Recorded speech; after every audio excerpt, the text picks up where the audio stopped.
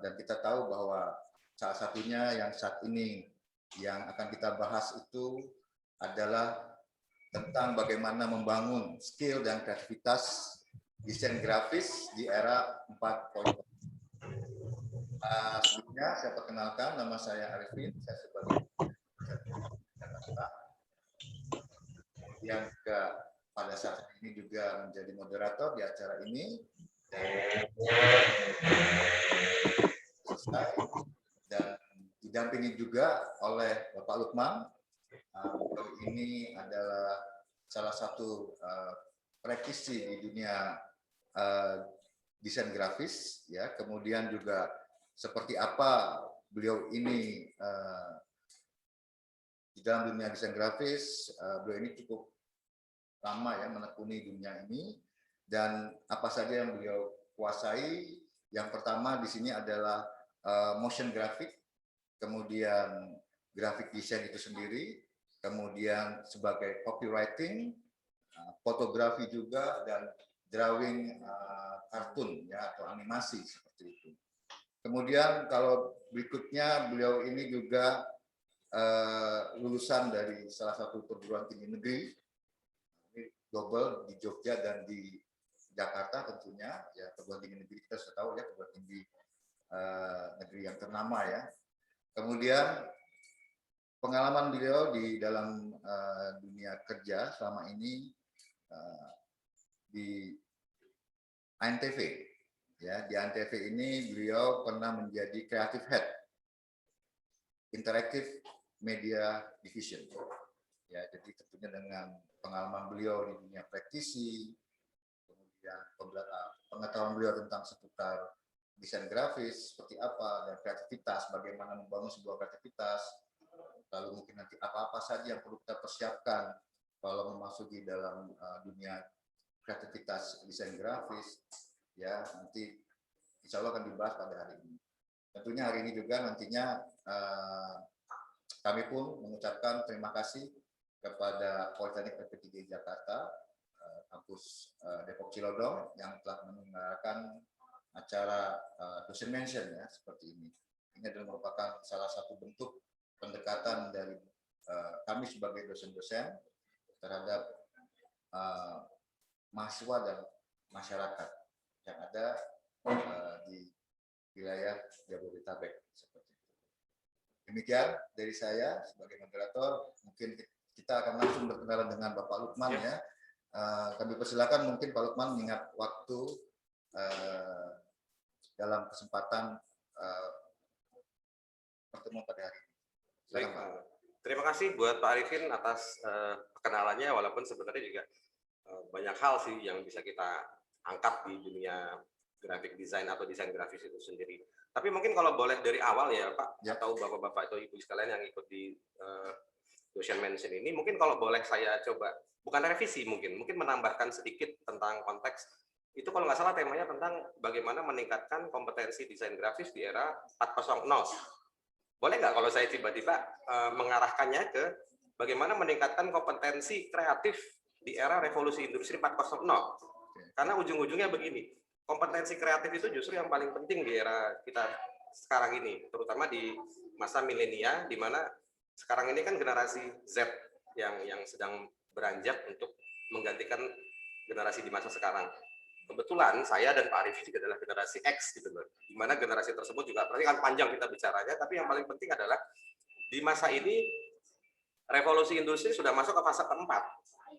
Di masa keempat ini itu semua sudah segala sesuatu serba teknologi.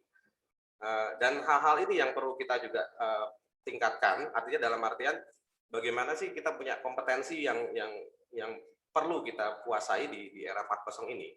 Itu sih Pak lebih utama dari sudut pandang saya. Oke. Kemudian mungkin Bapak bisa kasih gambaran Pak, sejarah dari desain grafis itu seperti apa, kok bisa sampai ada namanya sekarang desain grafis ya. Kita tahu banyak sekali seni-seni ya, salah satu juga kan seni-seni melukis ya dulunya seperti itu. Nah, ini bagaimana tuh bisa menjadi sebuah istilah desain grafis Pak? Oke, mungkin dari awal kita bisa cerita banyak ya, tapi mungkin nggak akan saya ceritakan semua karena ujung-ujungnya gini. Semua itu berawal dari rasa ingin tahu seseorang terhadap kreativitas atau estetika itu sendiri gitu kan. Awal mula seni itu ada itu kan dari lukisan-lukisan di dalam gua yang banyak kita temukan. Lantas beralih ke masalah kepemilikan. Ngomongin sejarah desain grafis itu nggak jauh-jauh dari ngomongin tentang branding, Mbak. Branding itu adalah kepemilikan sebenarnya. Itu juga pernah jadi bahasan saya ketika di kelas membahas masalah branding. Branding ini kan nggak jauh dari stempel yang dipakai di hewan ternak. Nah, maksudnya itu apa? Hewan ternak itu ketika distempel dengan besi panas, misalnya dikasih huruf A, gitu kan. A itu apa? Arifin, gitu misalnya. Oh, berarti hewan ternak ini miliknya Pak Arifin, gitu kan. Nah, sejalan dengan waktu, branding ini kan mengarahkan ke banyak hal. Sampai ke konteks masalah desain yang sekarang, segala macam. Sampai di masa sekarang, ngomongin soal branding, ngomongin soal desain, itu sudah lekat dengan kehidupan sehari-hari kita. Tapi yang jadi permasalahan utama adalah kompetensi apa sih gitu yang menarik di sini. Kompetensi apa yang harus dimiliki seorang yang ingin menekuni bidang tersebut. Itu loh yang jadi utama di sudut pandang saya sebenarnya. Karena di LP3I sebenarnya banyak hal gitu yang bisa kita coba kaji dan nggak usah khawatir sebenarnya. Di sini kita mengembangkan banyak hal tentang berusaha masalah kompetensi, terutama di masalah kompetensi kreatif ini sendiri. Itu sih pada sudut pandang saya. Iya, baik. Nah, kalau bicara kreativitas ini kan sebenarnya sesuatu hal yang unik, Pak ya. Jadi setiap personal. Nah, bagaimana cara mengetahui kalau kita ini memiliki sebuah kreativitas ya? Karena kreativitas ini kan gimana ya? Contohnya ngisengin orang dibilang juga kreativitas, ngeprank juga dibilang kreativitas ya. Kan? Nah, ini seperti apa kreativitas menurut pandangan Pak Lukman? Kalau dalam sudut pandang saya secara subjektif pribadi, belum tentu benar loh Pak ya, belum tentu benar. Tapi paling tidak gini, benar yang dibilang Pak Arifin, usil, prank itu adalah bagian dari kreativitas. Tapi pertanyaan sederhananya sebenarnya gini, kreatif apa yang tidak menyakiti orang? Itu satu. Kreatif seperti apa yang berguna buat orang-orang sekitar, buat lingkungan. Lebih jauh lagi, kreatif apa yang ini benar-benar punya value tersendiri, dan value ini yang memang berguna gitu loh. Itu loh yang jadi masalah. Jadi ngomongin soal kreatif sangat luas Pak bahasanya. Saya percaya sekali itu loh. Prank, terus ngusilin orang, itu bentuk kreatif. Tapi kan kembali ada, kalau saya mengatakannya kreatif itu ada dua. Yang baik dan tidak baik gitu loh. Jadi kreatif yang baik ini loh yang kita coba arahkan. Karena kenapa? Dengan kreatif itu kita akan mencoba menembus batas-batas kesadaran untuk membuat orang menjadi jauh lebih baik lagi sebenarnya. Dan itu cara paling efektif sih sebenarnya. Oke. Ya, jadi seperti itu ya. Ya. Nah, kemudian kan ini ada istilah kompetensi, terutama kompetensi di bidang desain grafis contohnya. Nah, sejauh mana sih Pak kalau kita bicara kompetensi desain grafis ini? Karena setahu saya sekitar 5-10 tahun yang lalu itu mungkin seorang desain grafis itu mungkin dilihat sebelah mata ya oleh perusahaan. Tapi saat ini menjadi sesuatu yang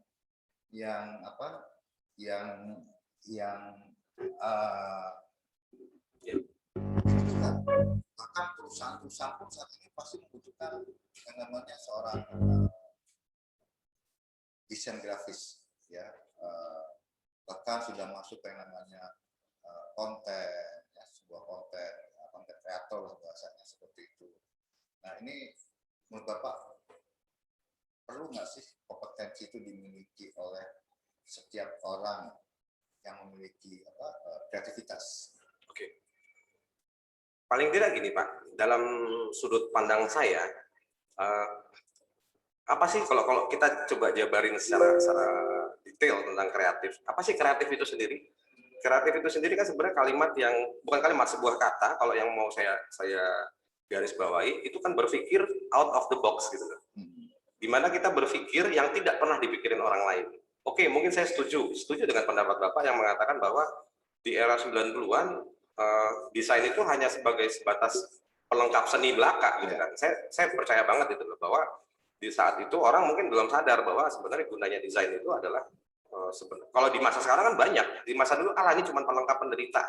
Ini cuma hal-hal yang tidak ya pokoknya buat melengkapi saja lah gitu kan. Tapi di era sekarang ketika kita misalnya ngomongin tentang LP3I, bagaimana membuat contoh paling gampang misalnya sebuah brosur yang menarik perhatian orang tentang LP3I. Ini menariknya. Gimana? Itu kan berarti secara tidak langsung di dalam brosur tersebut itu kan nggak sekedar bikin brosur lalu segala macam. Di mana di dalam brosur tersebut kan juga ada unsur satu sudah jelas pertama estetika, kedua konten.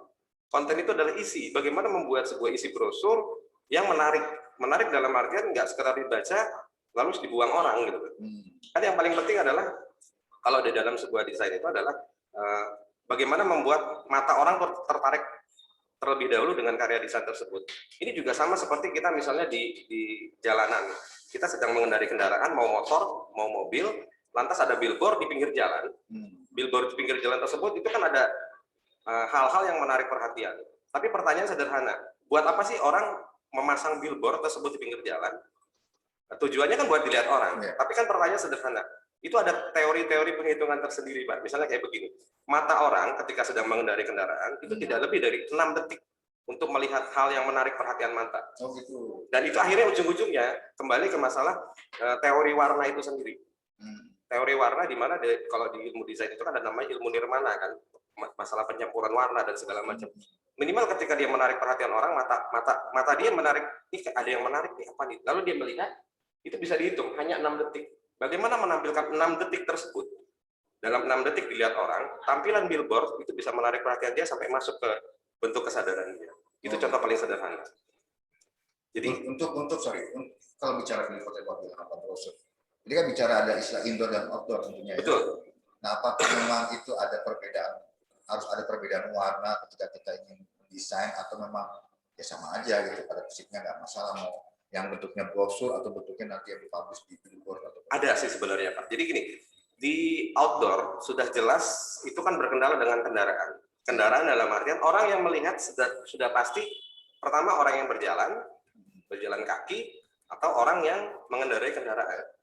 Nah, ujung-ujungnya ini kalau ngomongin soal teori apa desain dan segala macam itu nggak jauh-jauh dari orang melihat sebuah hal yang menarik perhatian dia itu nggak lebih dari 6 detik. Itu yang saya tahu sih selama ini. Jadi dia hanya punya waktu 6 detik untuk melihat dan itu hanya dilihat dalam waktu yang sangat singkat. Nah, ketika melihat dalam waktu yang sangat singkat berarti mau tidak mau kita harus membuat itu hal menarik mungkin.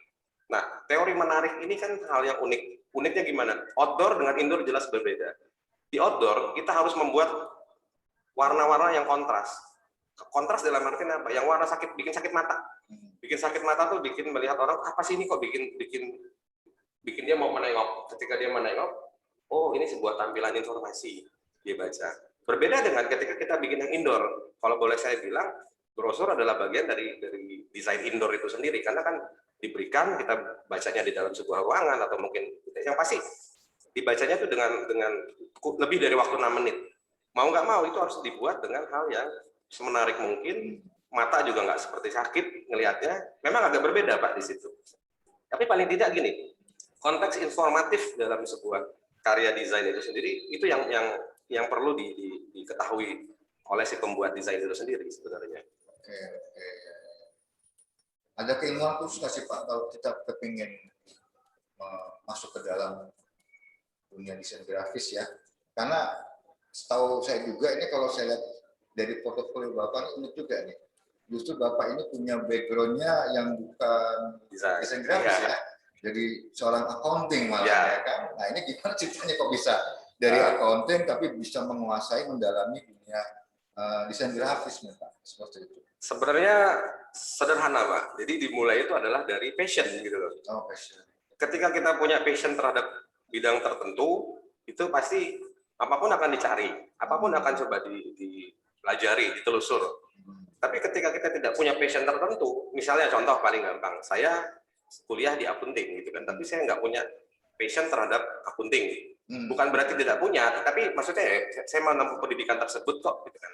Tapi saya sangat sadar secara pribadi, saya tidak kompeten di bidang tersebut. Bukan kompetennya dalam artian apa? Kalau saya mesti ibaratnya berkompetisi dengan teman-teman yang dari background akunting, saya hanya jadi orang yang biasa. Tapi ketika saya misalnya berkompetisi di bidang desain, saya punya sesuatu di situ. Dan sesuatu itu jadi modal saya. Pertama apa? Passion, Pak. Yang kedua, saya tidak pernah berhenti mencari sesuatu, mencari ilmu, dan mencari hal-hal yang baru di dunia desain tersebut. Jadi misalnya kayak paling gampang, desain itu sama seperti dunia TI gitu, teknologi informasi, di mana semua itu berkembang, hal-hal yang berkembang. Contoh misalnya paling gampang adalah ketika di zaman sekarang, orang bicara masalah fotografi misalnya.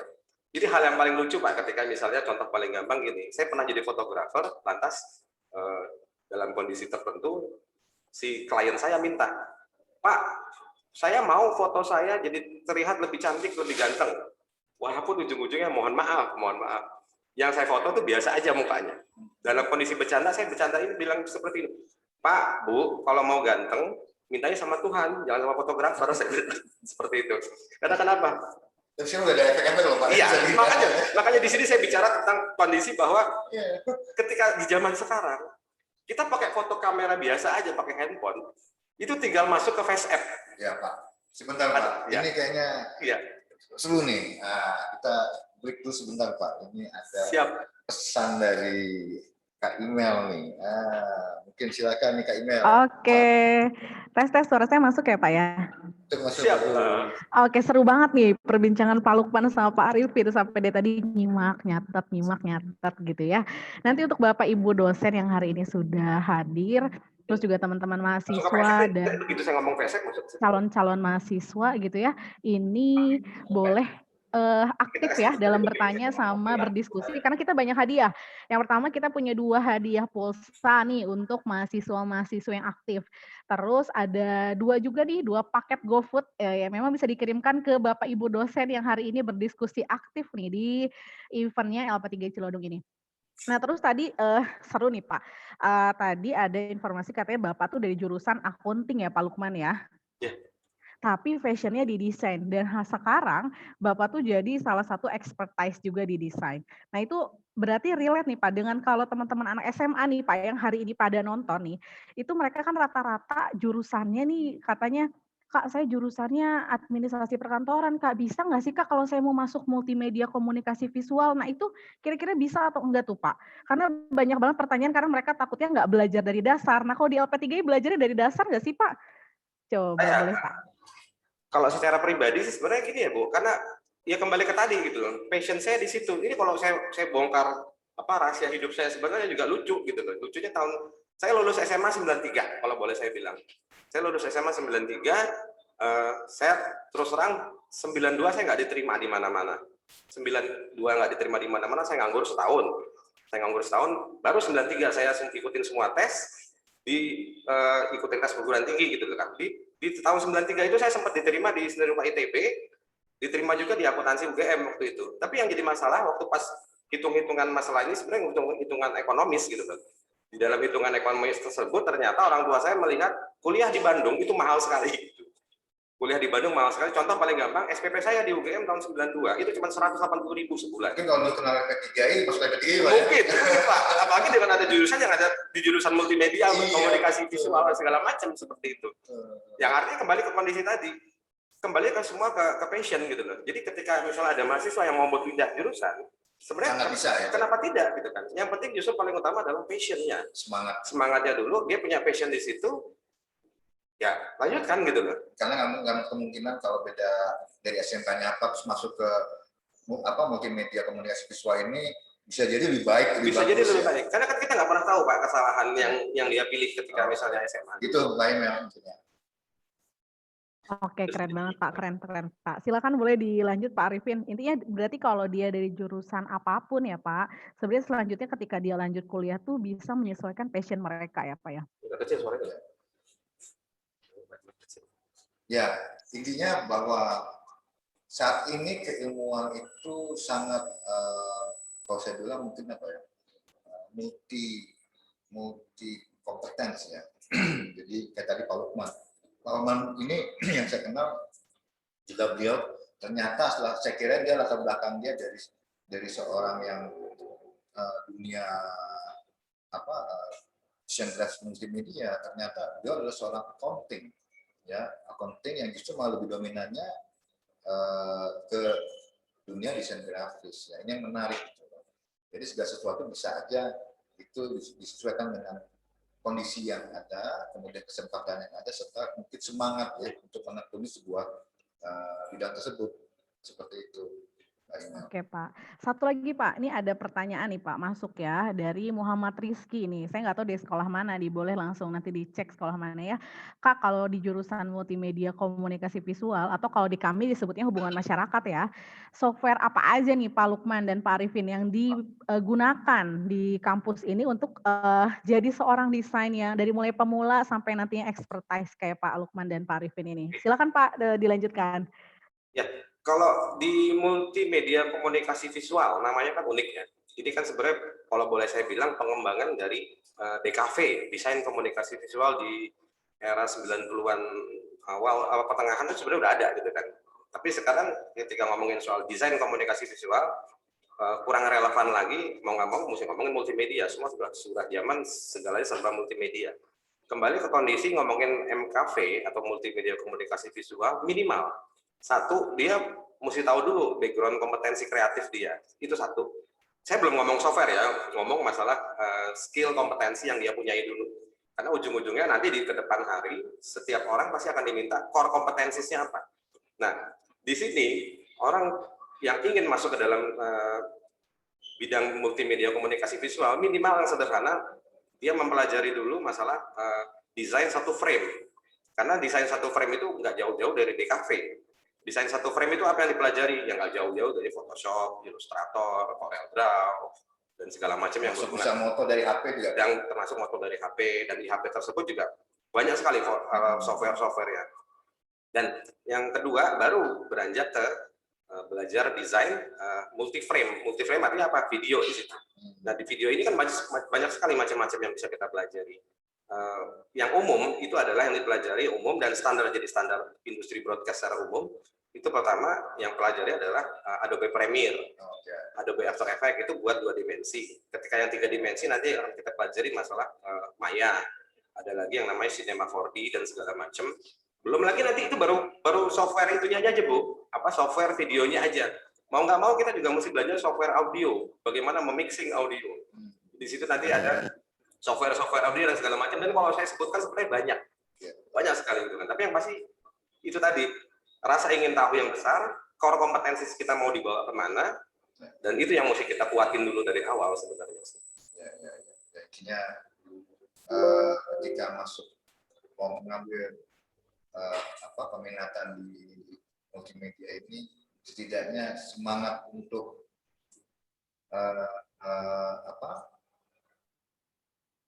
belajar, intinya ya, belajar sehingga yakin bahwa kedepannya akan sukses dan berhasil seperti itu.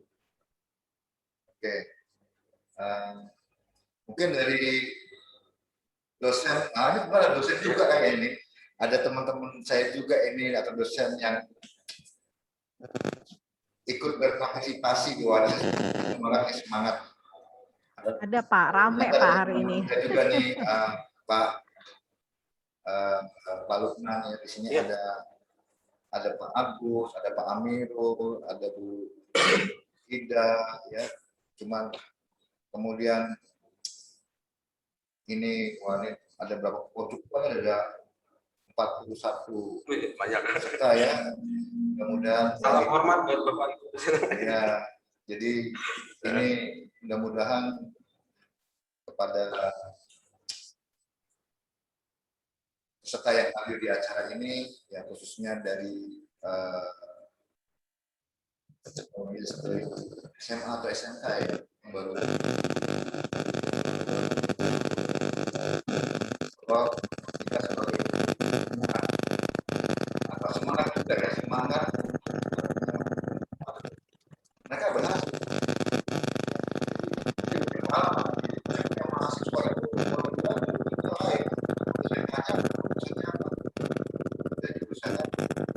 dari sini Pak masak. Terus kamu kenapa ambil IT? Ya saya pengen mempelajari Pak. Oh gitu. Nah, itu betul Pak. Jadi tanpa istilahnya dia mengikuti terus mempelajari kan, ya alhamdulillah sekarang malah jadi programmer ya Pak ya. programmer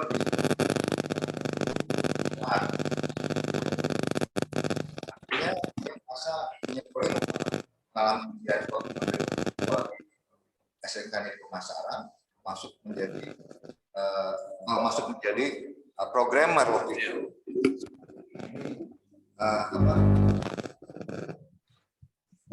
Hampir berapa lama ya? Dosen ketiga itu hampir 15 tahun Pak ya. Jadi saya melihat sekali banyak alumni-alumni yang sukses, yang berhasil, yang awalnya mereka nggak tahu apa-apa, alhamdulillah sekarang memahami apa-apa. Bukan tahu, tapi memahami apa-apa. Menjadi kebanggaan kami sebagai dosen-dosen dari PP3I. Tentunya dengan kehadiran Pak Lukman di sini sebagai salah satu pengamat dan ahli dalam bidang desain grafis, bisa juga memberikan gambaran-gambaran terkini ya Pak ya untuk desain grafis. Nah, tadi kembali ke efek nih Pak.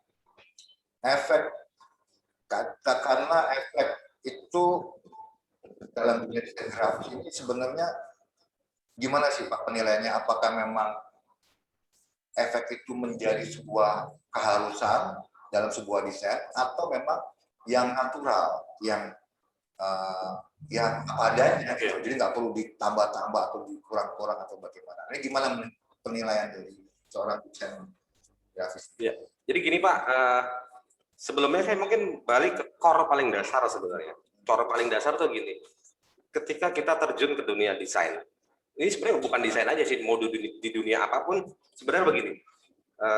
Ini juga sering saya sebutin di kelas gitu Pak. Jadi kayak misalnya begini, kita mau bisa desain, tapi coba kita komparasi di seluruh dunia yang bisa desain berapa banyak?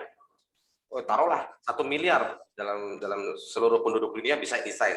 Terus kita kecilin lagi, bisa desain tapi bisa bikin desainnya efektif, nggak cuma sekedar bikin. Intinya bisa bagus lah gitu kan. Makin mengecil. Dari bisa bikin desain bagus, kecilin lagi. Desain bagus, efektif. Lalu kecilin lagi sampai ibaratnya se-ekspertis mungkin. Itu loh yang kurang dari kita, dalam artian hampir beberapa, mungkin juga saya secara pribadi juga merasakan seperti itu, gampang puas dengan sesuatu hal yang berbau ini kan saya sudah kuasai. Ujung-ujungnya kita tuh tidak mau mempelajari hal yang lain. Pertanyaan kamu tentang filter tadi, malah saya contoh paling gampang begini, mau di Photoshop, mau di After Effects sekalipun, contoh paling gampang After Effects deh, contoh misalnya begini. Ketika kita butuh filter untuk sebuah video, misalnya filter tentang api aja, bagaimana kita membuat api? Masa iya kita memotret api atau memvideokan api, lalu menggambar video tersebut, pindahkan ke dalam video lain, karena After Effects kan menggabung-gabungkan video sebenarnya. Ribet kalau buat saya. Mendingan pakai filter. Itu contoh. Terus yang kedua, masalah aplikasi yang tadi saya bilang, Face App gitu misalnya. Yang dulu orang mungkin agak kesulitan bagaimana membuat foto orang jadi cantik. Ujung-ujungnya paling gampang. Face App itu bisa menggantikan sebuah foto yang tampilan kita jadi jelek, bisa jadi lebih cantik. Nah, tapi kan permasalahannya juga sederhana. Sederhananya seperti ini, Pak.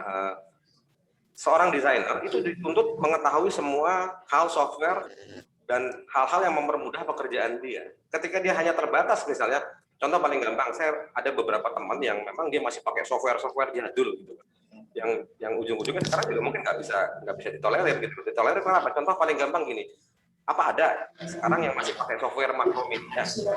Makromedia itu software yang sudah hilang. Makromedia itu misalnya mungkin juga sudah bangkrut, saya nggak tahu. Karena kenapa? Beberapa software makromedia itu banyak diambil alih sama Adobe, dibeli. Contoh paling gampang Makromedia Freehand.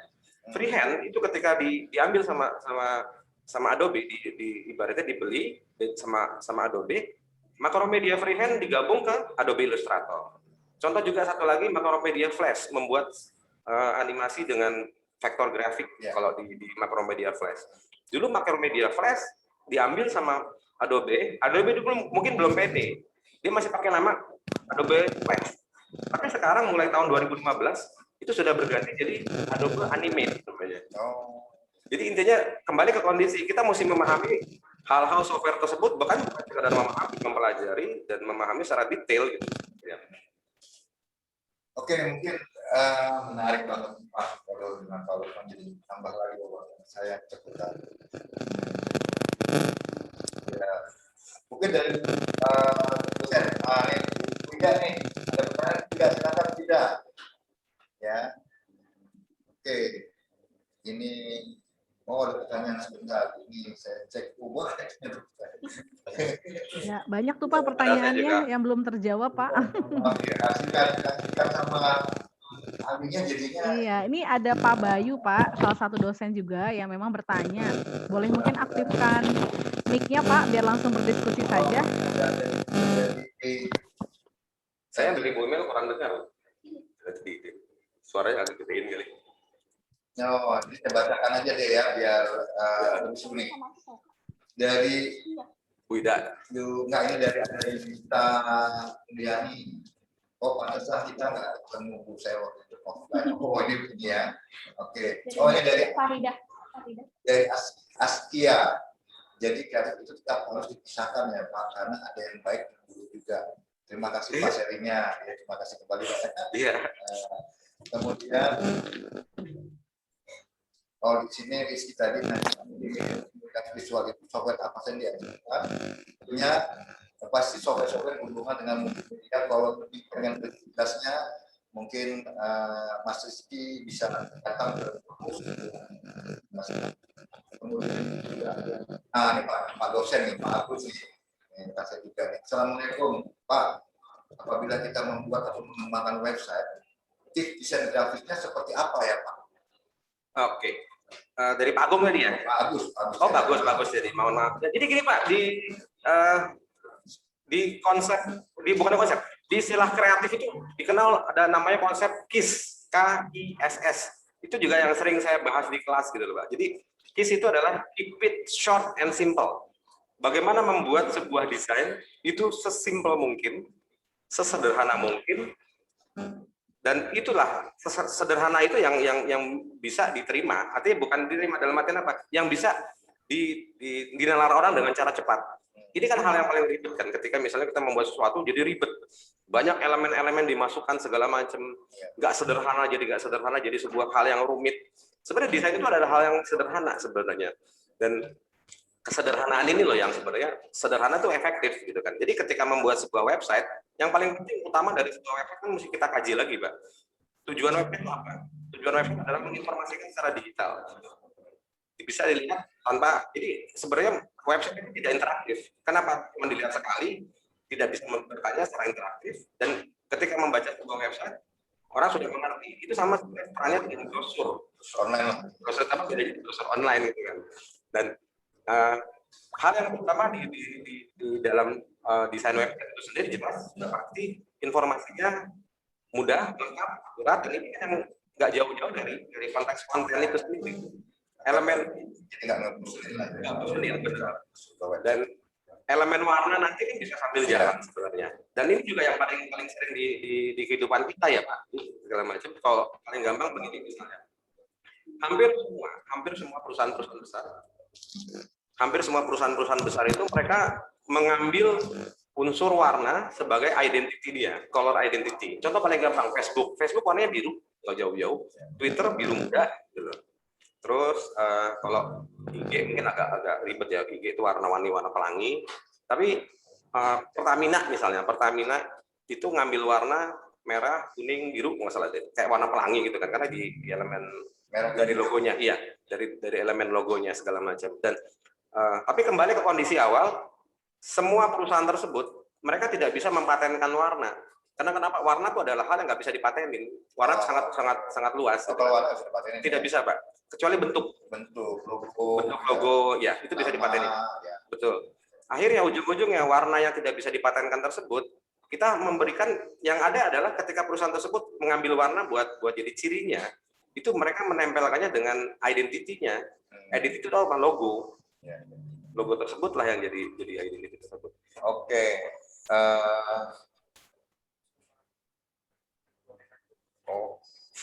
Ya, baik. Ya, kemudian satu lagi nih kalau gitu nih, kemudian Pak Agus bisa memahami tadi ya dari Pak Lukman. Yang Bu Farida, ini ada pertanyaan nih Pak Lukman nih. Dampak revolusi industri 4.0 terhadap bidang-bidang profesi, keberadaannya makin lama makin melebur dengan bisnis, teknologi, pendidikan lainnya nih Pak. Nah, sangat dibutuhkan kreativitas. Bagaimana menurut Bapak dan bekal yang harus disiapkan khususnya untuk anak muda saat ini, Pak. Karena kadang mereka merasa desain grafis ini bukan passionnya. Mohon masukannya, Pak. Oke. Bu Ida Farida ya tadi ya? Iya, urusan kita ini kan. Sebenarnya gini Bu Ida, itu juga hal yang menarik sih di dunia sekarang gitu kan. Kalau ngomongin soal revolusi industri, itu saya bisa cerita panjang sampai dari revolusi industri pertama sampai keempat, tapi mungkin akan kepanjangan. Kita bisa cari di internet sumber-sumber apa sih yang memunculkan revolusi industri. Revolusi industri kan muncul ketika orang ingin dipermudah kehidupannya sebenarnya. Jadi hal-hal yang bisa mempermudah kehidupan itu pasti mereka akan mencari. Revolusi industri pertama di mesin uap gitu kan. Di mesin uap lalu mereka membuat sebuah mesin mekanisasi. Lantas ke revolusi industri kedua itu dalam larinya ke listrik.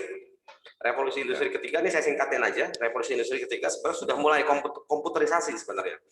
Revolusi industri ketiga itu sudah mulai komputerisasi. Tokoh-tokohnya kan di revolusi industri ketiga itu nggak jauh-jauh dari Steve Jobs, Bill Gates, segala macam, sampai revolusi industri keempat. Ini revolusi digital. Artinya kalau dulu di revolusi industri ketiga kita belajar bagaimana belajar mengoperasionalkan komputer, di revolusi keempat ini terbalik. Kita nggak perlu belajar komputer, justru menanamkan pola pikir komputer, pola pikir digital ke pikiran kita. Nah, di sini yang sangat disayangkan ketika kita misalnya orang-orang yang terlena, mohon maaf, nuwun sewu kalau bahasa Jawanya, yang terlena dengan saya cukup puas dengan kondisi yang ada sekarang, ya satu saat nanti akan tergerus karena banyak sekali profesi-profesi yang sudah tergerus loh sekarang. Contoh paling gampang kan di tol aja kita udah nggak pernah nemuin lagi penjaga tol. Bandara sekarang sudah memulai. Orang-orang yang mohon maaf yang larinya di pekerjaan-pekerjaan clerical itu pasti akan tersingkir nanti satu saat, akan tidak dibutuhkan lagi, semua sudah digantikan dengan komputer, dengan bukan komputer lagi malah sekarang ada artificial intelligence, AI semua. Dan di sini loh yang penting adalah di kita itu adalah bagaimana revolusi industri keempat sudah pasti ada peran-peran manusia yang tidak bisa digantikan oleh robot. Di antara lain adalah apa? Pola pikir. Berpikir itu kan tidak bisa digantikan sama robot dengan segala macamnya gitu kan. Walaupun nanti memang robot akan menerapkan pola sistematis, tapi yang pasti cara berpikir membuat sebuah skema sistematika itu kan tidak bisa dilakukan oleh robot. Yang membuatnya justru manusia. Yang pasti adalah kompetensinya itu, Bu. Jadi berpikir secara kompetensi, ada beberapa hal yang mesti kita waspadai. Jangan hanya bisa jadi, mohon maaf, non sewu, hanya bisa jadi pelaku atau jadi operator kalau bahasa saya. Harus jadi kreator kalau di sini. Memang kalau bicara desain ini kembali betul. Jadi karena robot belum punya hati masalahnya. Robot tidak akan pernah bisa punya hati. Jadi mungkin bagi peserta hadir di sini yang ingin masuk kuliah di media ini jangan ragu-ragu ya. Ada pandangan dari Pak Lukman bahwa desain itu sampai kapanpun dibutuhkan oleh perusahaan-perusahaan. Kemudian itu Bu Farida dari Pak ya, bahwa apa yang tadi ditanya oleh Bu Ida dijawab oleh Pak Lukman. Kemudian di sini ada lagi menurut Kak Imel nih. Kak Imel, aku mau tanya keterampilan apa saja sih yang harus dimiliki sama seorang desain grafis? Ya, mungkin Pak Lukman juga bisa bantu jawab ya. Itu nanya sama Pak Lukman, Pak. Cuman dia kenalnya sama saya kali itu ya, Pak. Jadi dia manggilnya Kak Imel gitu. Iya, dan desain grafis sama komunikasi visual itu mereka berbeda atau masih satu jalur? Betul Pak, karena banyak yang nanya juga tuh Pak, DKV sama MKV. Jawab Pak Imel. Jawab Pak Imel. Ya, jadi gimana Pak Lukman? Apa yang dimiliki oleh seorang desain grafis? Apa sih grafis sama komunikasi visual? Sebenarnya kalau saya jawab, sebenarnya yang berhak menjawab Mbak Imel kan ya, tapi nggak apa-apa, saya ikut bantu menjawab ya. Dia kalau nyapanya apa? Desain grafis, dia nyapa doang Pak. Yang bagian dari komunikasi visual sebenarnya itu. Karena kenapa? Desain itu kan menampilkan sebenarnya, yang dilihat secara mata, secara visual. Tapi ilmunya tentang desain grafis sendiri memang tidak banyak, bukan tidak banyak, tidak jauh-jauh dari ilmunya komunikasi, menyampaikan pesan kan sebenarnya. Pesan yang ingin disampaikan ke orang yang menerima pesan tersebut. Inti dari desain grafis adalah menyampaikan pesan secara menarik. Dan ilmunya ada di komunikasi visual. Lebih lengkap lagi, ilmu tersebut bisa dipelajari di multimedia komunikasi visual sebenarnya. Mantap, Pak. Cocok banget. Jadi hal-hal yang seperti itu. Beliau untuk pengamat tentang ternyata jurusan atau katakanlah program studi peminatan komunikasi visual itu multimedia komunikasi visual sangat luas, Pak, sangat banyak sekali dan sangat dibutuhkan ya. Dibutuhkan industri ya. Itu apa nih? Adelia ya. Jadi tinggal nanti bisa lebih lengkapnya lagi datang ke kampus, tanya seperti apa dengan Kak Ina, boleh dengan senang hati. Syukur-syukur bisa hari ini langsung gabung ya. Kalau ada saya juga gabung, ayo kita ngobrol diskusi. Walaupun nanti sama Pak Lukman diskusi lebih banyak lagi, mungkin bisa ngajak orang tua yang lebih mantap beliau ini juga karena beliau ini juga konsultan juga di beberapa perusahaan saat ini untuk kemudian apakah ketiga saya mata kuliah resmi, adakah komunitas mahasiswa di dalam kampus yang mendalam desain grafis untuk mahasiswa yang baru? Ya kalau ini saya sebagai dosen bilangnya ada gitu loh. Yang kita ada UKM multimedianya. Jadi nggak usah khawatir kalau bicara komunitas mahasiswa kita ada. Apalagi nanti ini ada Pak Lukman juga punya komunitas juga beliau ini setahu saya ya komunitas ada di Depok, di Bekasi, di Bogor, ada ya Pak ya komunitas Bapak ya nanti saya juga bergabung dengan komunitas Pak Lukman. Kemudian ada pertanyaan lagi, tapi sebentar kita dengarkan dari kakak yang cantik ini Kak Imel ya untuk menyampaikan informasi seputar LP3. Silakan Kak Imel. Iya Pak Arifin, lagi-lagi seru banget ya, saya juga sampai nggak nengok-nengok kemana-mana nih Pak.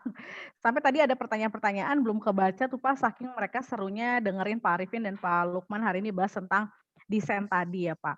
Ini tadi dari Bayu tenang aja, nih Bayu ini mahasiswa baru Pak di LP3I, prodinya AB kalau nggak salah ya. Nah tenang, jadi di LP3I ada UKM yang tadi, ada UKM desain, mungkin bisa masuk komunitasnya Pak Lukman tadi ya.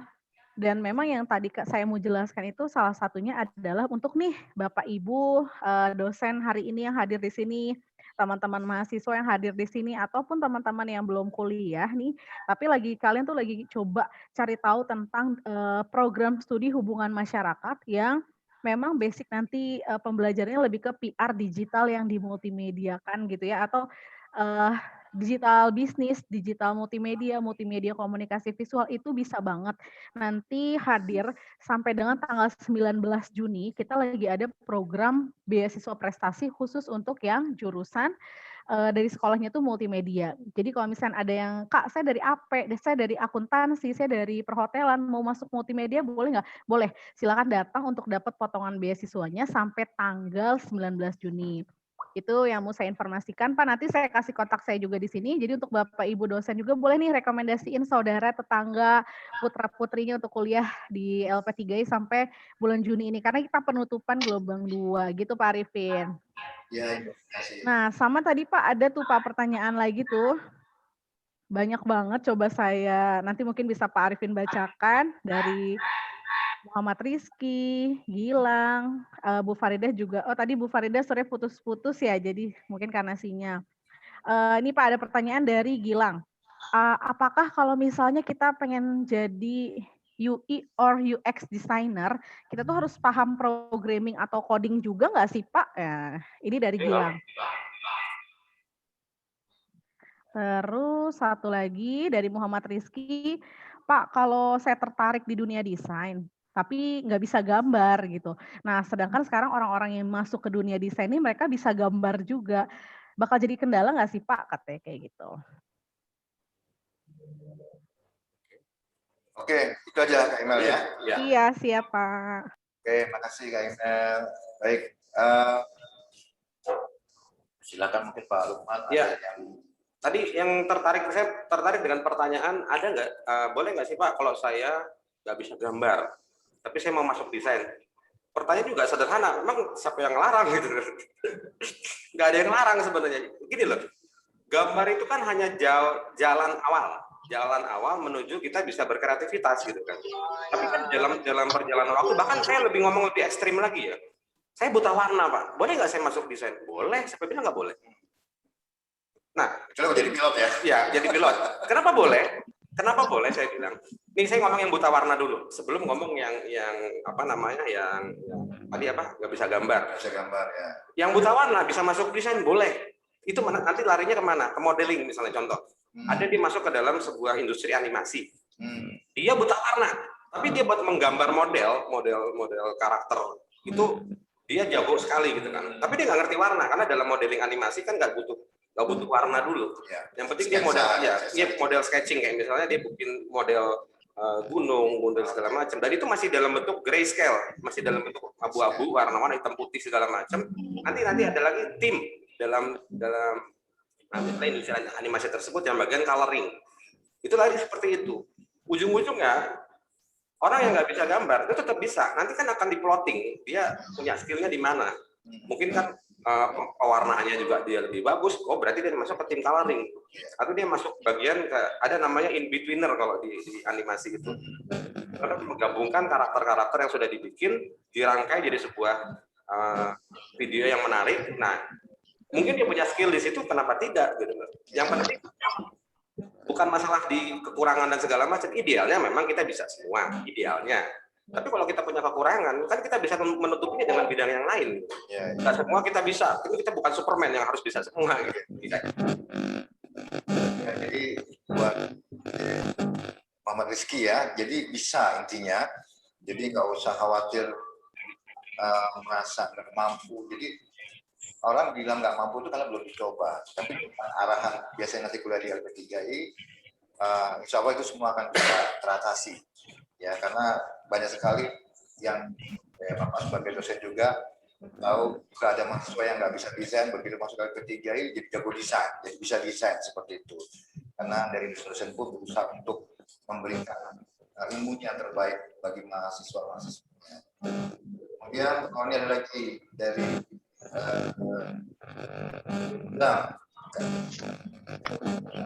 apakah kalau misalkan kita ingin jadi UI dan UX designer harus paham programming atau coding juga? Ya, jelas gitu kan. Kalau UI UX itu kan masuk bagian dari teknologi informasi gitu kan.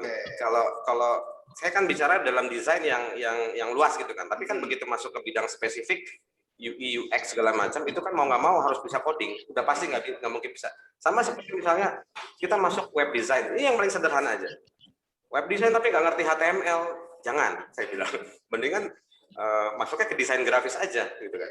Karena kenapa? Seorang web designer aja, ini saya ngomong yang sangat sederhana web design ya, belum ke UI UX.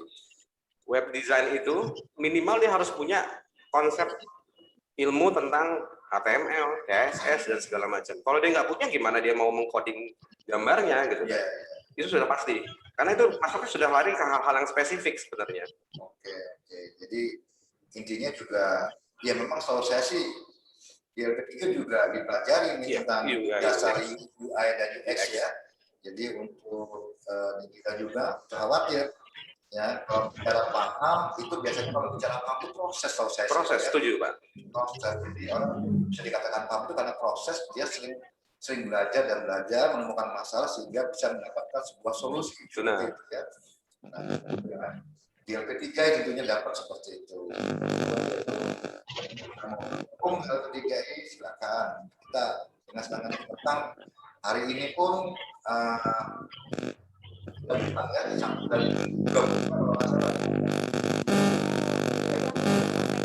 ya.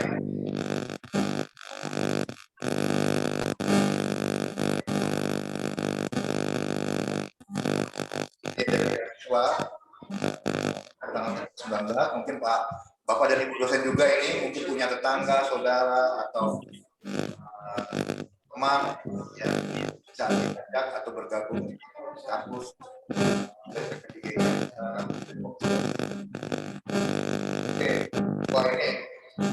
mahasiswa tanya, alamat kampusnya di mana Kak? Kalau saya mau langsung ke sana.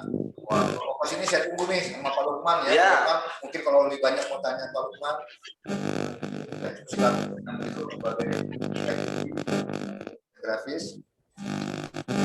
Oke.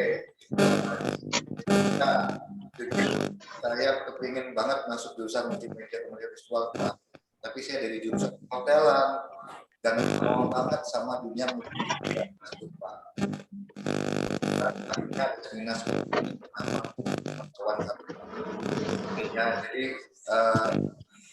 buat Askia justru nggak usah apa namanya ya, nggak usah pesimis ketika perhotelan, karena di dunia perhotelan pun justru dibutuhkan juga orang-orang desain ya, desain grafis, karena dia mempromosikan hotelnya atau pariwisata kalau seperti itu. Dan kemungkinan ketika bergabung di prodi Mas atau kata tadi banyak bilang IPR tadi, ini sangat sekali, apalagi kalau Askia ini dari jurusan perhotelan, bahkan nanti buat bisa grafisnya ya seperti itu. Oke, mungkin ada lagi Pak Lukman, kalau ini ada beda tanya lagi nih Pak. Jika kita ada usaha dan memiliki gambar-gambar produk kita dan video, kira-kira aplikasi apa yang dapat digunakan untuk memudahkan share produk tersebut dari konsumen Pak? Ibu dia ya, Bu. Ya. Sebenarnya gini sih Bu. Jadi kalau dari aplikasi, tadi Pak Arifin baru cerita, sama mungkin saya agak lupa software Canva misalnya gitu kan. Canva itu smartphone based Bu Ida. Canva itu smartphone based, itu bisa sekali digunakan lewat Canva. Itu memang agak sederhana sekali ya, bukan agak sederhana, memang sangat sederhana sekali, tapi paling tidak itu kan langkah awal kita mempromosikan usaha kita di dunia digital kayak sekarang. Paling gampang adalah di sosial media, di IG, di Facebook, Twitter, tapi Twitter memang mungkin agak cerewet ya, karena ujung-ujungnya Twitter lebih banyak kata-kata, tapi paling mudah sekarang mempromosikan sesuatu lewat Facebook, lewat IG. Dan juga ada hal-hal yang paling umum itu lewat WhatsApp, tapi kan orang sering terganggu ya ketika kita share semua ke WhatsApp. Nah, yang paling penting itu justru adalah bagaimana mengubah mindset sih Bu, kalau bahasa saya. Mengubah mindset itu paling sering tuh begini. Ketika orang berpromosi di sosial media, yang paling umum, mohon maaf ini dalam sudut pandang saya secara pribadi, yang membosankan adalah ketika ayo dong bro dan sis gitu loh. Ini umum banget gitu loh kalau bahasa saya. Umumnya itu artinya kenapa? Ini kayak semacam template gitu loh. Template hampir semua orang melakukan seperti itu. Nah, justru gunanya konten seperti itu, ilmu konten itu justru di situ kita membuat sebuah kalimat yang berbeda dan orang tertarik. Nah, ini hanya ya itu tadi kembali ke masalah kekuatan kita mengetahui produk kita tersebut gitu.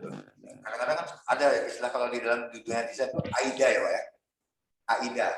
AIDA. Bagaimana dia membangun sebuah awareness, kemudian interesting, kemudian desain, dan ahli fungsi.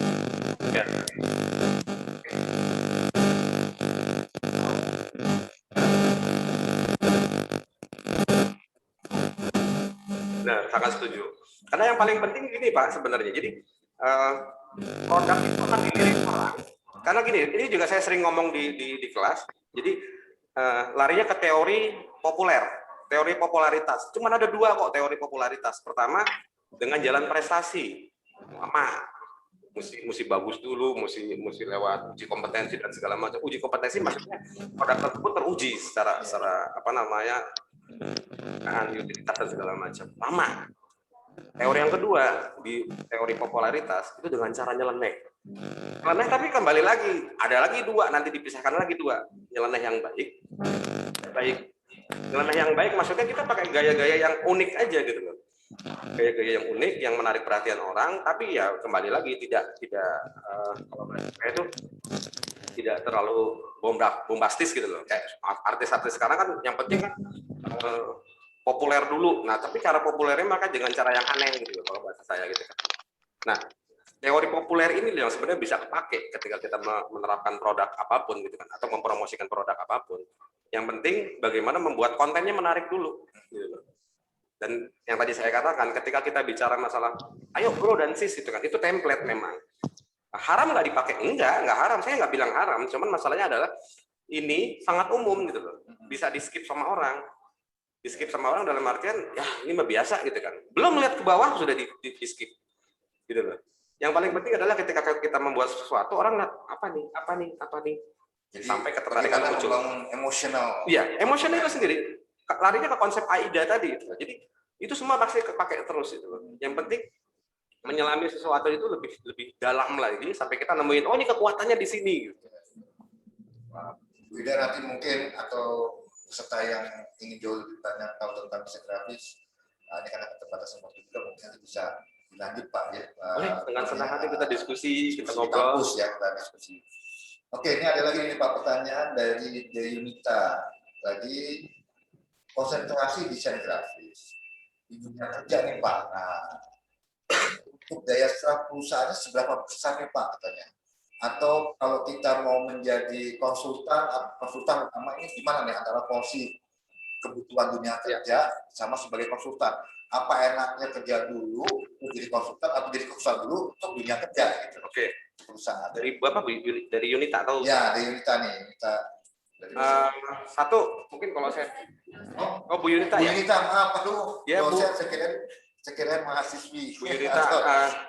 Ya, oke. Gini Bu, dari pengalaman saya kebetulan dari industri dulu gitu kan. Saya nyelamin ke industri, pernah di broadcast, pernah di desain juga, baru masuk ke saya ada beberapa perusahaan yang memang saya konsultani. Tapi paling tidak gini Bu, konsep menjadi konsultan itu kan simpel sebenarnya. Banyak baca. Berapa banyak buku yang dibaca? Logika sederhana, contoh paling gampang begini. Ketika saya jadi konsultan desain, saya pasti menemukan atau bertemu dengan desainer internal mereka. Ibaratnya desainer in-house di situ. Nah, kalau saya ilmunya hanya sama aja dengan mereka, ya buat apa gitu loh. Itu yang pasti. Nah, yang kedua, mau nggak mau saya mesti membekali ilmu saya dengan yang lain-lain dong. Logika sederhana sebenarnya gitu. Menjadi konsultan itu minimal membaca 100 buku. Membaca 100 buku tentang ya hal-hal yang berhubungan dengan pekerjaan tersebut. Misalnya kalau saya di desain, berarti saya harus membaca sekitar 100 buku desain. Dan tidak hanya desain aja di situ. Karena di dalam desain itu sendiri kan mau nggak mau kita mesti ngomongin soal marketing. Kita mungkin mau nggak mau kita mesti baca bukunya Philip Kotler tentang marketing, kita mesti baca bukunya tentang consumer behavior dari Solomon dan segala macam. Dan kita mesti memahami konsep-konsep tersebut. Dan disitulah kita bisa mengkonsultani, oh ini produk Bapak atau Ibu baiknya seperti ini. Tapi kalau kita hanya menerapkan konsep estetika aja misalnya, desain itu berhubungan dengan estetika, itu kan percuma gitu loh Bu. Sementara ketika orang yang diharapkan dari seorang konsultan itu kan membantu dia. Kalau saya berpikir sederhana, ketika saya diminta jadi konsultan desain di dalam perusahaan tersebut, bagaimana desain tersebut bisa membantu perusahaan ini, artinya dengan konsultasi saya bisa membantu perusahaan ini bisa menjual produknya jauh lebih baik lagi. Artinya kembali ke tadi kan, masalahnya memulai dari praktisi dulu atau langsung ke terjun konsultan, sebenarnya hal yang itu kayak duluan mana telur atau ayam gitu kan. Yang paling penting justru adalah membekali ilmu kita, membekali diri kita itu dengan ilmu yang banyak. Jadi ketika kita bertemu, kita tidak, mohon maaf banget, ketika kita ketemu dengan orang, kita tidak au gitu. Jadi karena kenapa? Kita sudah memahami semua dari akar permasalahan paling dalam. Gitu.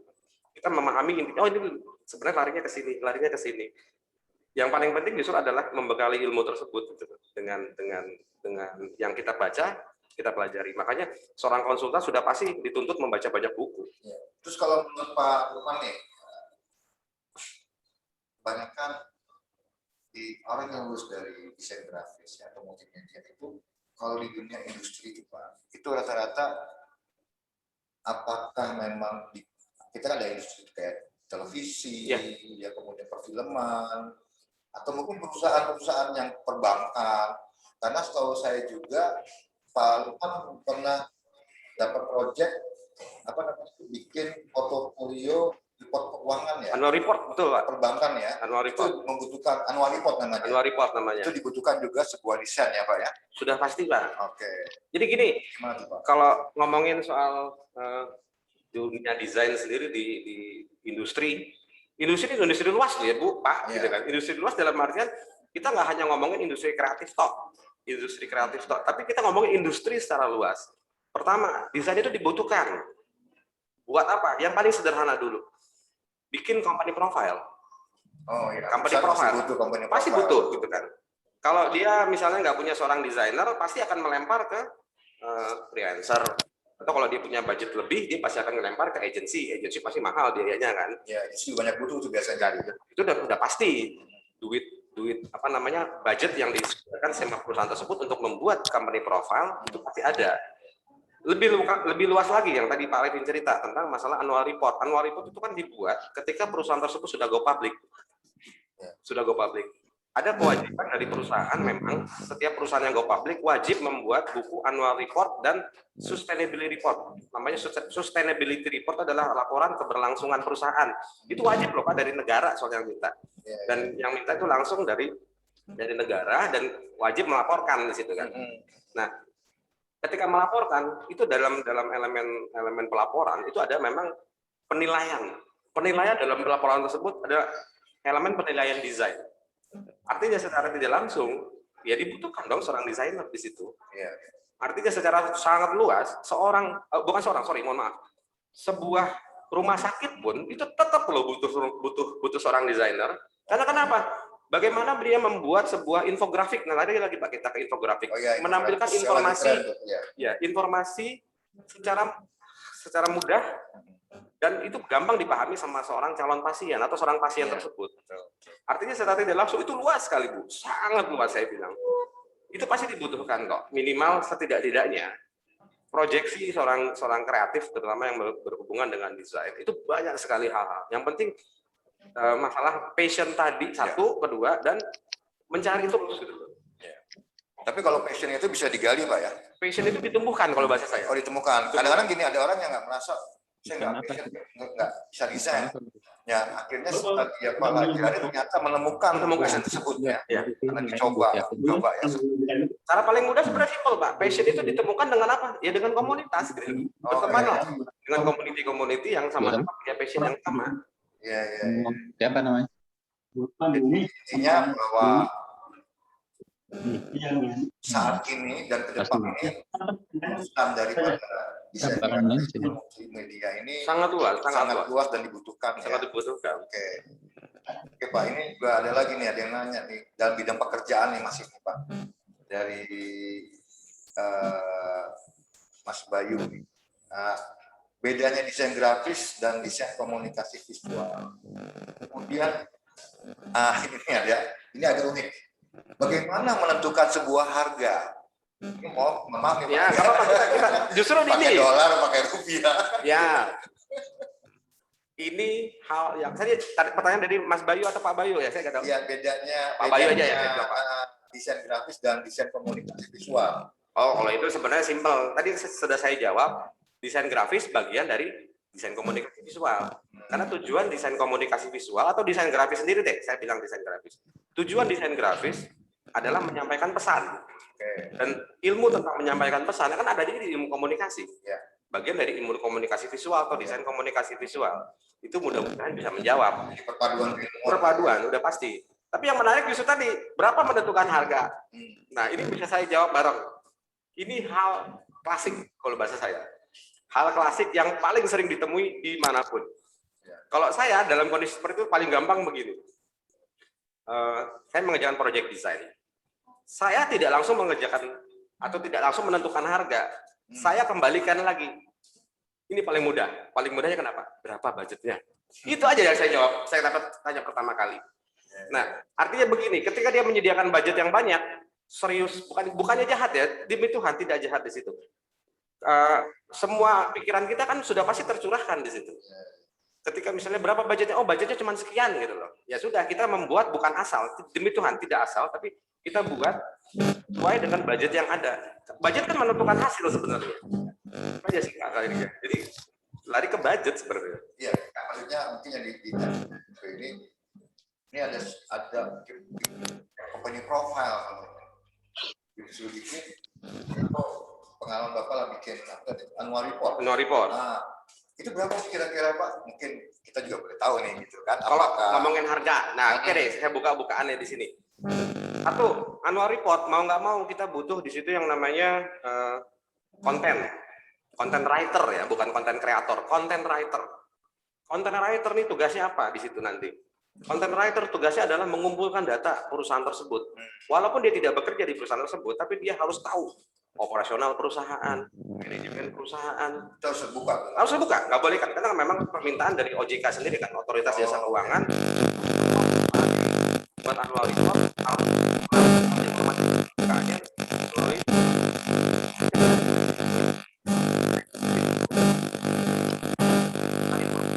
manajemen perusahaan. Apa yang lebih parah?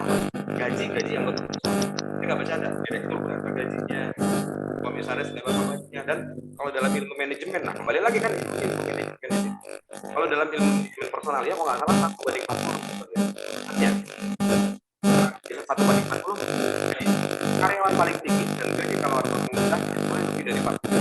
Katanya itu banyak patuhi gitu kan. Tapi kan kembali ini kan hanya teori. Dari konten kreator, konten writer tersebut kita juga butuh desain. Namanya translator. Itu pasti translator. Contoh kan apa? Banyak pengen perusahaan penting. Dia pasti mau Inggris ya. bahasa Inggris paling utama. Tapi biasanya perusahaan tersebut bahasa Korea. Mau nggak mau kan kita harus dalam bahasa Korea.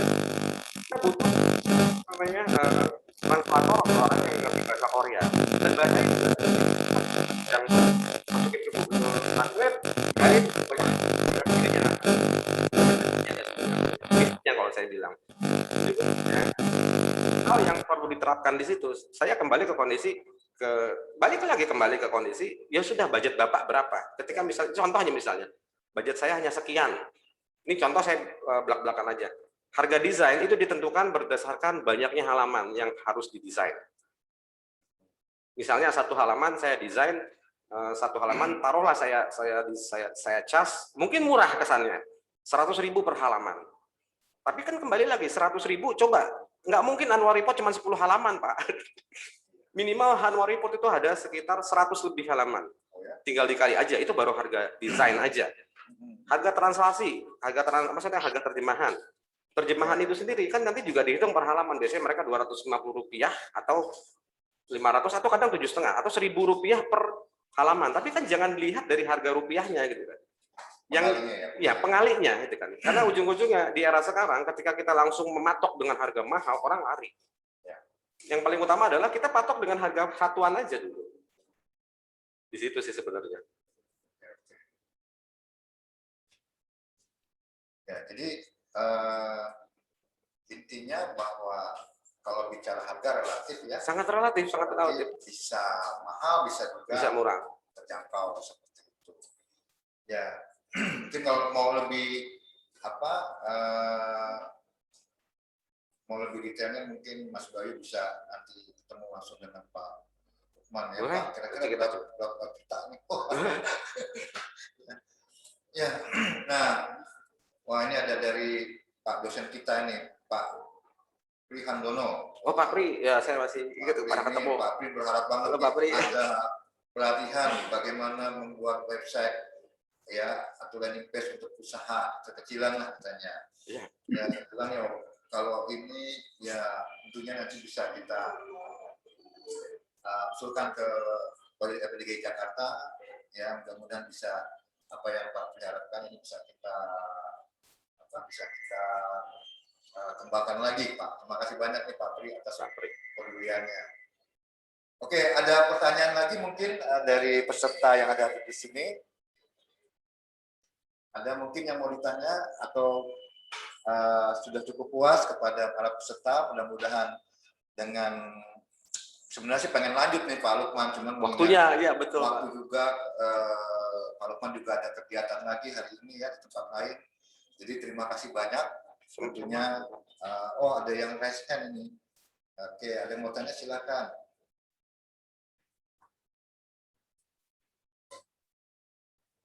Ya.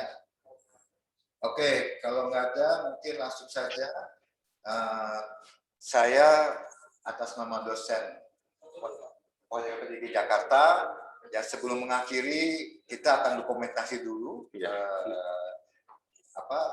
pertemuan hari ini. Siap. Makasih banyak nih Pak Arifin dan Pak Lukman yang sudah mengisi nih ya Pak. Ini rame banget ternyata sampai ke DM ya. Mereka tanya-tanya tentang multimedia komunikasi visual dan mudah-mudahan jadi daya daya tarik yang lumayan bikin kita tuh tahu oh ternyata peluang kerjanya nanti ke depan ada ya Pak dan sangat banyak. Bahkan kita nggak kerja di perusahaan pun kita bisa mengerjakan proyek-proyek desain melalui tadi ya, melalui jurusan multimedia komunikasi visual tadi atau public relation ya Pak Arifin dan Pak Lukman ya. Ya, jadi saya ingatkan kembali nih untuk teman-teman tadi, teman-teman mahasiswa, tadi ada Mas Rizky ya, terus tadi ada Kak Kia yang tadi banyak tanya yang dari perhotelan pengen ke multimedia. Semoga ini jadi bahan untuk informasi lebih lanjut ketika teman-teman mau pilih jurusan ketika nanti mau lanjut kuliah. Sebelum ditutup Pak Arifin, saya akan menginformasikan nih Bapak Ibu dosen yang hari ini sudah sangat aktif yang akan kita kirimin sesuatu nih Pak ke rumahnya. Jadi nanti saya mohon dikirimkan alamat rumah lengkap karena kami akan mengirimkannya by Gojek nih. Terima kasih ke Pak Amirul, Bu Faridah, Pak Agus, Bu Yunita, Bu Nika, Pak Prihandono, dan Bu Dwi Indri yang hari ini sudah menyediakan waktunya hadir di event dosen mention kita. Mudah-mudahan di minggu depan kita akan ada event dosen mention tentang bisnis yang akan dibicarakan oleh Bu Nika langsung, nanti bisa hadir kembali gitu ya. Boleh saya sebutkan atau Pak Arifin mau menyebutkan dosen yang paling aktif, 2 Pak Arifin, untuk kita kirimkan sesuatu. Ya baik, di sini kalau saya lihat Bu Farida ya. Mantap, selamat Bu Farida. Kirimkan alamatnya langsung ke DM-nya kampus ya Bu, ntar kita kirimkan sesuatu. Satu lagi siapa Pak Arifin? Ya baik, Pak Farida ini Bu Ida Farida, bukan Farida. Yang berikutnya ini ada usulan yang bagus kalau buat saya nih, jadi Pak Pri ya, Pak Prihandono ya. Ya Pak Pri. Terima kasih Pak. Oke, siap. Bu Farida dan Pak Pri diharapkan mengirimkan alamat rumah lengkap ke DM yang hari ini ya Pak, ke Zoom-nya Akademik PLJ Cilodong atau ke Sestri juga boleh. Terima kasih ya Bapak Ibu yang sudah hadir aktif gitu ya. Dan untuk Bapak Ibu dosen yang lain jangan khawatir, kita masih banyak gift nanti ya di minggu depan di dosen mention dengan tema bisnis di minggu depan.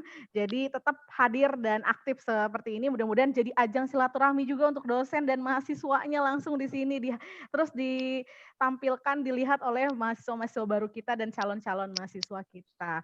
Oke, kalau untuk siswa nih Pak, tadi kita lihat ada yang banyak bertanya nih Pak ya. Kita ada punya dua voucher GoPay yang akan kita kasih. Ini yang pertama kalau dari saya ini saya lihat yang tadi Muhammad Rizky ya Pak yang tadi nanya lokasi kampus ya. Iya. Oke, boleh kirimkan nomor handphone atau nomor GoPay-nya, isi data lengkapnya ke DM Zoom-nya kita. Satu lagi siapa nih? Kak Rival atau Kak Atala? Satu lagi yang bisa kita kasih GoPay, voucher GoPay 25.000 yang akan dikirim ke nomor mereka. Halo tim. Siapa nih? Kita cek ke atas. Atau Pak Arifin ada Pak kira-kira yang tadi aktif yang umum nih Pak selain dosen? Kalau ini Pak, ini untuk apa nih? Untuk peserta atau untuk dosen? Peserta nih Pak, peserta. Oke, kalau untuk peserta tadi saya lihat ada Adelia ya. Oke, berarti Muhammad Rizky dan Adelia ya yang dapat voucher GoPay senilai 25.000 yang akan dikirimkan langsung ke nomor handphonenya. Untuk Muhammad Rizky boleh langsung dikirim nomor teleponnya ya, dengan Adel juga Baik, kalau dari saya pribadi Pak Arifin itu aja untuk teman-teman nanti yang mau tanya-tanya tentang kuliah Kak, mau jurusan ini Kak, buat teman saya cocoknya ini, Mbak, buat adik saya, buat sepupu saya nanti akan, share nomor telepon di situ untuk mungkin bisa kami bantu mengenai konsultasi pendidikan dan jurusan-jurusan yang cocok sesuai peluang karir saat ini, gitu Pak Arifin. Terima kasih banyak Pak Arifin dan Pak Lukman, kita akan ketemu lagi di Dosen Mention minggu depan.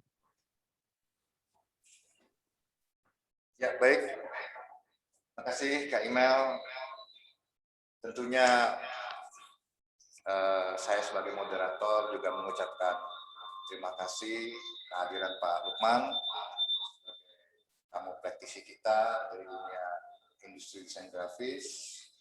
Kemudian juga saya ucapkan juga kepada Politeknik LP3I Jakarta, pimpinan atau direktur dari Politeknik Jakarta, Bapak Manul Akmal, kemudian Kepala Kampus dari Politeknik LP3I Jakarta Kampus Depok, Bapak Rizal, ya, kemudian gak lupa juga kepada Kak Imel nih yang sudah memfasilitasi acara Dosen Mention beserta timnya, kemudian juga ada dari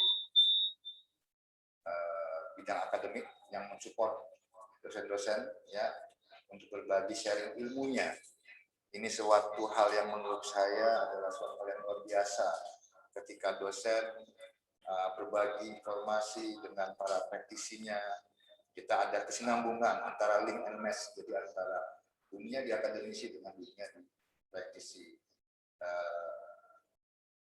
Terima kasih juga untuk peserta yang hadir tentunya yang pada hari ini mengikuti terus acara Dosen Mention, kepada dosen dari ibu dosen khususnya, kemudian adik-adik dari SMA atau SMA, kemudian juga ada dari mahasiswa-mahasiswi Politeknik LP3I Jakarta sendiri tentunya. Secara pribadi sebagai moderator, saya mengucapkan terima kasih banyak. Dan sebelum saya akhiri, mungkin Pak Lukman ada yang mau disampaikan sepatah kata-kata? Paling kalau dari saya secara pribadi nggak perlu takut buat coba bertanya ke LP3I Depok. Ibaratnya misalnya gini, dari obrolan kami di sini mungkin juga terbatas masalah waktu gitu kan. Ya. Jadi silahkan datang aja buat coba gali lebih jauh lagi buat yang terutama yang memang pengen mengetahui tentang multimedia dan komunikasi visual. Di sini sangat terbuka buat menyampaikan informasi. Dan saya pun insya Allah kalaupun ada di sini pasti akan ikutan nimbrung diskusi gitu Pak. Itu sih intinya. Jadi nggak usah ragu, nggak usah takut, coba cari tahu lebih jauh, gali lagi bahwa sangat luas kok gitu loh, nggak ada yang perlu dikhawatirkan. Baik, terima kasih Pak Lukman atas pembicaraannya pada hari ini. Mudah-mudahan nanti dalam waktu kita bisa undang lagi beliau ya, karena beliau ini juga termasuk orang sibuk nih. Ini aja sekarang ini kegiatannya juga ada di Bandung sebagai konsultan juga. Nah ini juga harapan saya juga Bapak dan Ibu ketika ada acara Dosen Mention dan adik-adik, harapan kami untuk selalu mengikuti perkembangan dunia keilmuan maupun dunia praktisi yang ada di industri saat ini. Mohon maaf jika ada kekurangan atau kesalahan dari saya pribadi selaku moderator, dan tentunya sukses selalu dan sehat selalu untuk kita semuanya. Demikian saya ucapkan terima kasih banyak.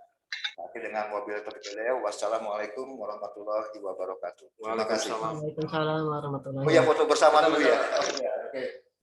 Ya, foto bersama dulu Pak. Silakan open cam untuk semua teman-teman peserta nih dan Bapak Ibu dosen.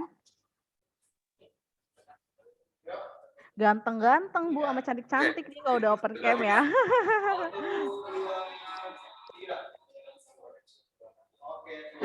Siap.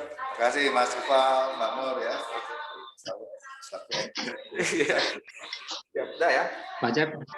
Kita close semua. Baik, kita close Pak. Terima kasih banyak. Sampai ketemu lagi di minggu depan. Ya, assalamualaikum warahmatullahi wabarakatuh. Waalaikumsalam. Mau yang bakar. Sama-sama. Ya udah. Kasih aja. Apa yang bakarnya? Ya itu aja. Bebek aja. Bebek yang Masih bebek. masih bebek. Tutup Pak.